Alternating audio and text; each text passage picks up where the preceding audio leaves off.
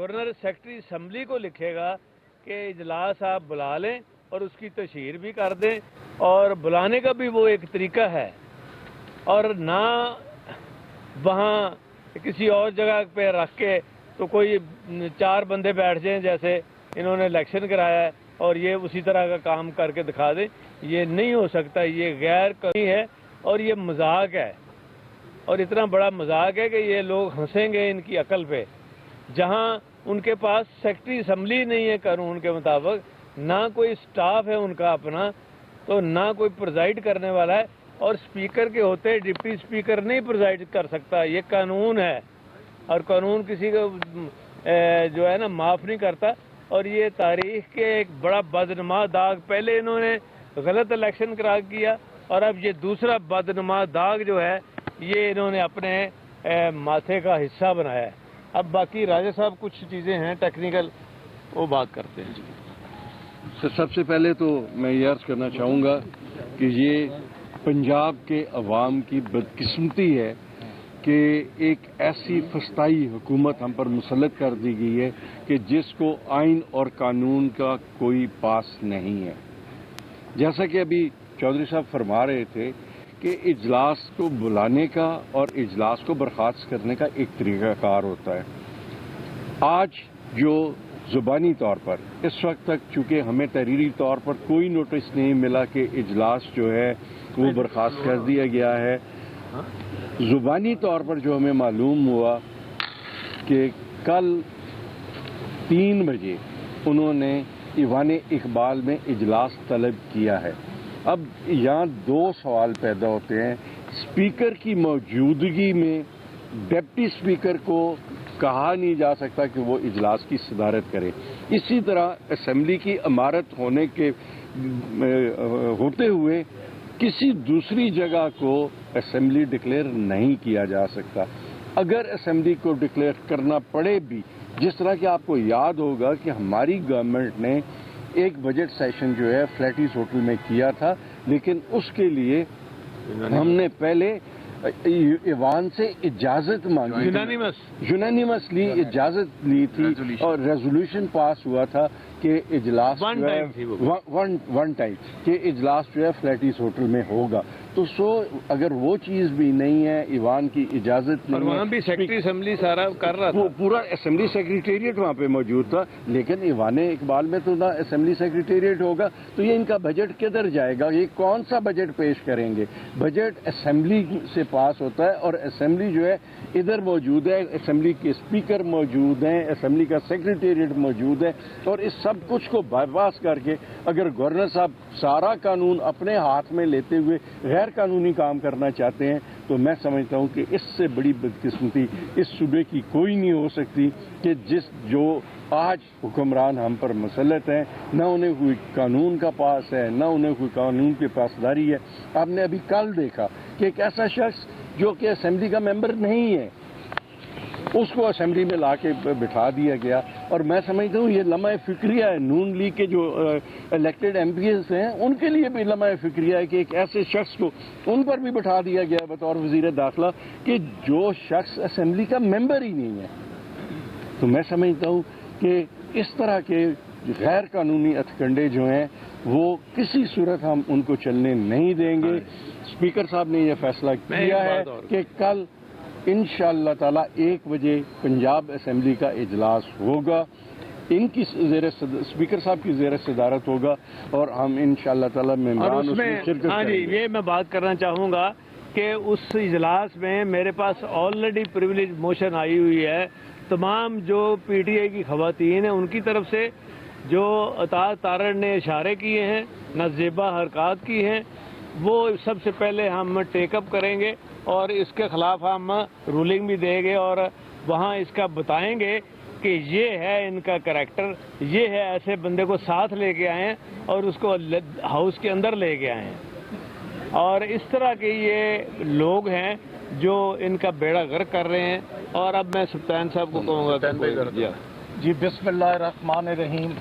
ये देखें, तकरीबन 2 दिन से इनको पंजाब का बहुत ज़्यादा फिक्र था। मैं ये समझता हूँ कि पंजाब का हमें ज़्यादा फिक्र है। ہم نے اسپیکر صاحب نے مہربانی کی اور آئی جی اور چیف سیکرٹری والی بات کو ختم کر دیا. 3 دفعہ ان کو کہا لغاری صاحب آپ تشریف لے آئیں اور آپ اپنا بجٹ لے کریں.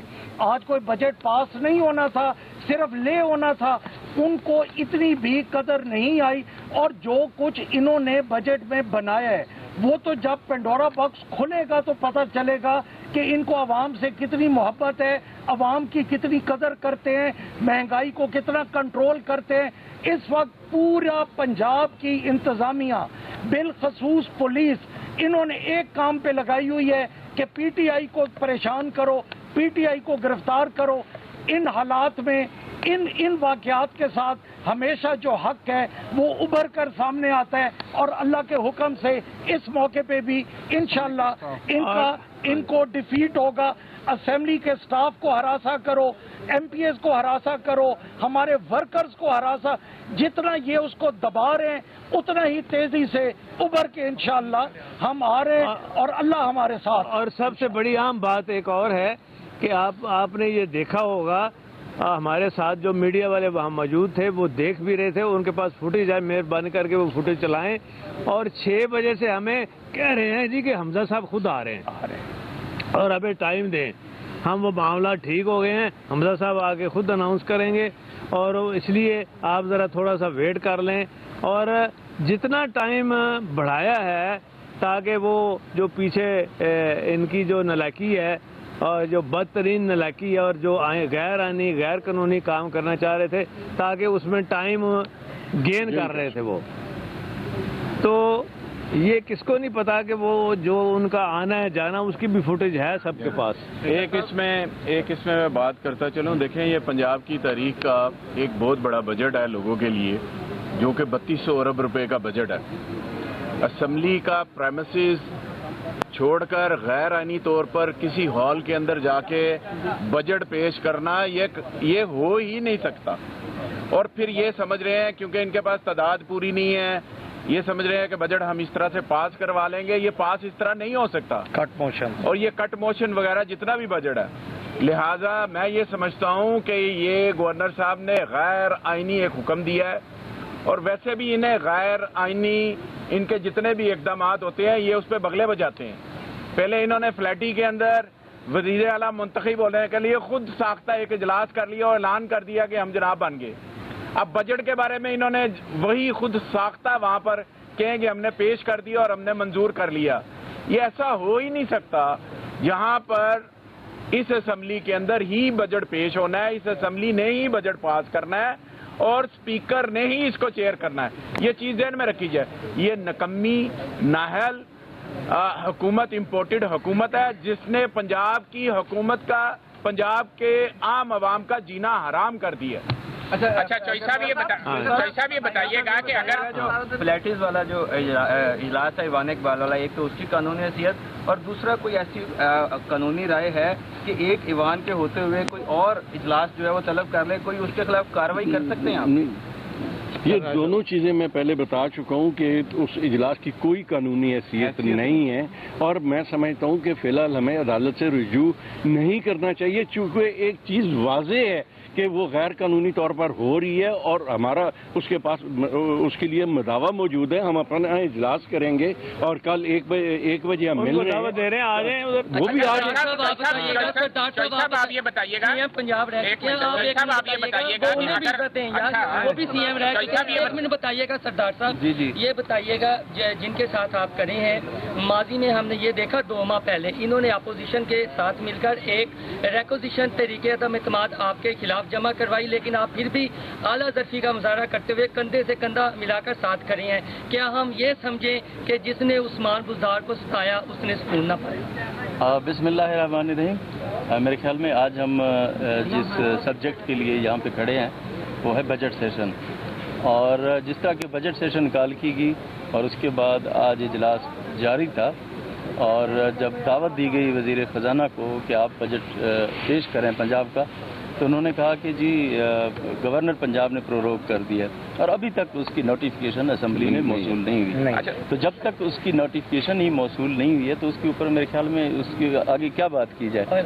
اچھا چوہدری صاحب یہ بتائیے گا کہ کل آپ کتنی دیر انتظار کریں گے؟ 2 روز سے تو رات 8 اور 9 بجے تک انتظار کیا جاتا رہا ہے. اگر کل اپوزیشن تو آپ کے ساتھ موجود ہے، حکومت اجلاس میں نہیں آتی، کل بجٹ پیش نہیں ہوتا، تو کیا وہ دیکھیں ہمارا یہ فرض ہے کیونکہ اجلاس پہ سب آئیں گے اور ہم باقاعدہ کارروائی کریں گے اور ان کو دعوت ہے کہ اوپنلی آ جائیں، وہ اجلاس میں اٹینڈ کریں. وہ آگے پھر ایجنڈا اپنا ہوگا، کل سے پھر ہم نیا ایجنڈا پیش کریں گے. یہ بتائیں کہ عدالت سے بھی رجوع کرنے پہ غور کیا جا رہا ہے کہ اگر یہ اپنا غیر آئینی اجلاس ہونے جا رہا ہے تو اس پہ عدالت سے بھی رجوع کیا جائے گا. نہیں، ہم تو انتظار کر رہے ہیں. اسپیکر صاحب، صوبائی وزیر عطا اللہ تارڑ صاحب نے آج یہاں پہ آپ کو دعوت دی ہے، آپ اسپیکر ہیں، آپ آئیں کل کے اجلاس کو ایوان اقبال میں ہیڈ کریں، کیا آپ جائیں گے؟ اور دوسرا سوال یہ کہ آپ کسٹوڈین آف جہاں پہ 45 درجہ حرارت سے تمام صحافی سارا دن جلتے رہے. میں تارڑ صاحب کی بات بتا دوں کہ آفرین ہے اس شخص کے عقل کو کہ اسپیکر صاحب کو کہہ رہا ہے کہ اسمبلی چھوڑ کر ایوان اقبال میں آ کر اجلاس کی صدارت کریں. یہ اس کی عقل کا عالم ہے. کریڈیبلٹی دیکھیں جو یہ دعوت دے رہا ہے اور اس کے خلاف ساری خواتین اٹھ کھڑی ہوئی ہیں اور سارے پنجاب کی خواتین کہہ رہی ہیں کہ یہ ہے اس کا کریکٹر اور اس طرح کا بندہ ہے یہ جو اشارے کر رہا ہے سارا سوشل میڈیا. ابھی تک وہ فعال وزیر ہوئے نہیں تو تحریک استحقاق پہلے آ جائے. میں عرض کر رہا ہوں کہ ابھی تک وہ فعال وزیر ہوئے نہیں ہیں تو تحریک استحقاق اس سے پہلے ان کے خلاف آ چکی پہلے کی آئی ہوئی. اسپیکر صاحب یہ بتائیے کہ اگر 2 دن اجلاس نہیں ہوتا، ڈیلے پہ ڈیلے آپ کرتے رہے ہیں یا ہم تو اجلاس کر رہے ہیں، ہم اجلاس جاری رکھیں گے اور وہ دیکھ لیں کیا بنتا ہے. انشاءاللہ وہ کل آپ کو بتائیں گے. تو آپ کے جو مطالبات تھے وہ کیا ہمارا مطالبہ صرف اور صرف یہ ہے کہ آئیں ایوان میں بجٹ پیش کریں اور ایک جو بجٹ کو پاس کرنے کا قانونی طریقہ کار ہے اس کو اپنائیں. کیا وہ جو شرط تھی جس پہ کل سب اجلاس ختم کیا گیا تھا کہ آپ نے مشروط کیا تھا کہ آئی جی اور وہ ہم نے ختم وہ چودھری صاحب کی گریس ان میں وہ طے ہو کے وہ ہم نے اناؤنس کر دیا کہ جی ہم نے ختم کر دیا. تو بنیادی نقطے پہ آپ نے وڈرا کر لیا. یہ بنیادی نقطہ نہیں تھا، بنیادی نقطہ بجٹ ہے. یہ بجٹ ہے بنیادی بجٹ کی. بہت مہربانی.